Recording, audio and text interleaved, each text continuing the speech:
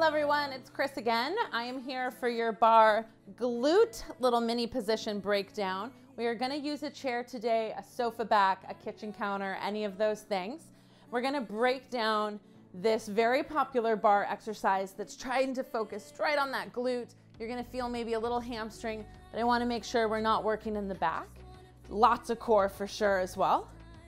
And then look for the workout that puts this and also my second position breakdown together. So let's go ahead and get started. And I'm gonna flip my chair towards me. So my hands are gonna come onto the base. Depending on how high your chair is or how sturdy it is, you could put your hands on the back or on your forearms or holding onto a table. But what I'm looking to do is try to create a long spine. So whether I'm in this flat back position, I want to think about not allowing either a rounding position or trying to keep the back from arching and for the belly from completely relaxing. So I want to think about drawing my belly button towards my spine to keep the stomach active and kind of think about wrapping around yourself like a hug. Whether you're here or here, same idea, long spine. Then I'm going to bend one knee.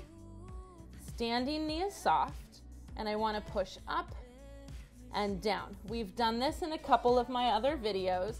It's a popular one, and I find that you can really do many variations to accommodate different bodies and different, just how we're feeling in the moment. So sometimes I'll do this on the floor, sometimes a bit more standing, but I'm pushing up and down. And I want to think about using my glute, my big old bum, like the big muscle of the cheek, right? Not so much the side, but my juicy bits. That's so awkward. I'm going to keep it in. It's personality. All right, so up and down, up and down. One more time, and then bring it down and stand up. Roll your wrists out, shake it out, any of those things. Maybe your shoulders felt some of that. And then we're gonna try the other leg. So if you felt a lot of weight on your wrists, your option would be to bring it up higher, so less of your body weight is leaning in your hands, or find a surface where you can come down onto your forearms. So either one would work. And I wanna do the same setup. Hands underneath my shoulders, hips and knees and feet in alignment. Then I'm gonna bend, standing knee is soft, and I'm trying to lift up and down. And if we put breath to it, I want you to exhale as you push up, and at the same time, that's when you're pulling your belly button in.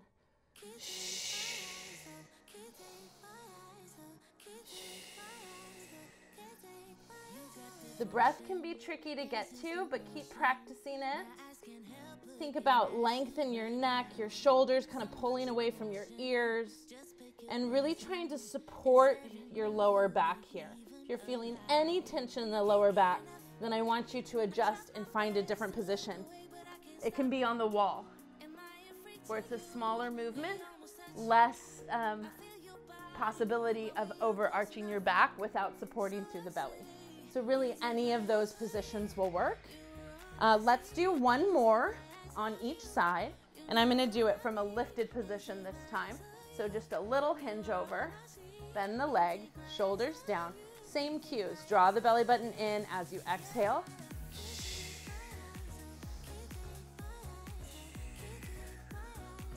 And then notice if your leg's going all the way straight, perfectly fine.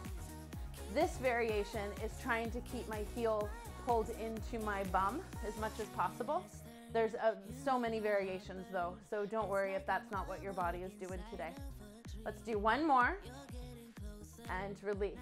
Now, the question I get asked probably the most is, what? Is it normal? Which there's no normal, right? All different bodies, all different feelings. But we tend to feel the standing leg. The standing hip is like, hello, screaming at you. It's your weight-bearing leg. So it makes sense that that leg is doing a ton of work to keep you stable as you move. Let's go to the other side. Bend, soft knee, and just play with this a little bit. So think about trying to keep your heel close to your bum. Check in with that breath.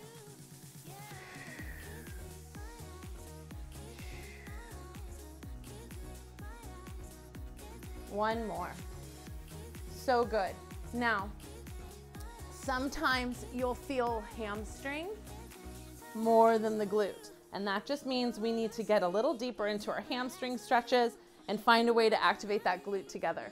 So whether you can bring a foot up onto the chair or keep it on the floor, I want you to straighten that leg, try and curl the toes back with an active leg. So I'm not locked out where my muscles aren't activating.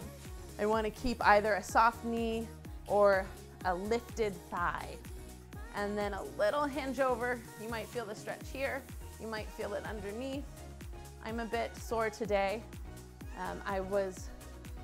My 8-year-old nephew was attempting to teach me how to play soccer, which means I kick poorly, and he runs after the ball, and then I strain my hamstring. That's how I play soccer. I don't know about you.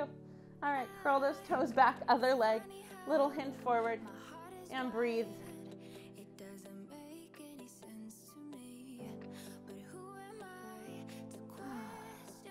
All right.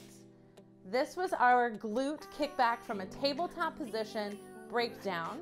Now look for the workout that puts this exercise and that second position plie together and see how you do. And I'd love to hear about it. Leave me comments in the review section of the videos and tell me what you like and what you want to do more of. And I'll talk to you soon. Bye.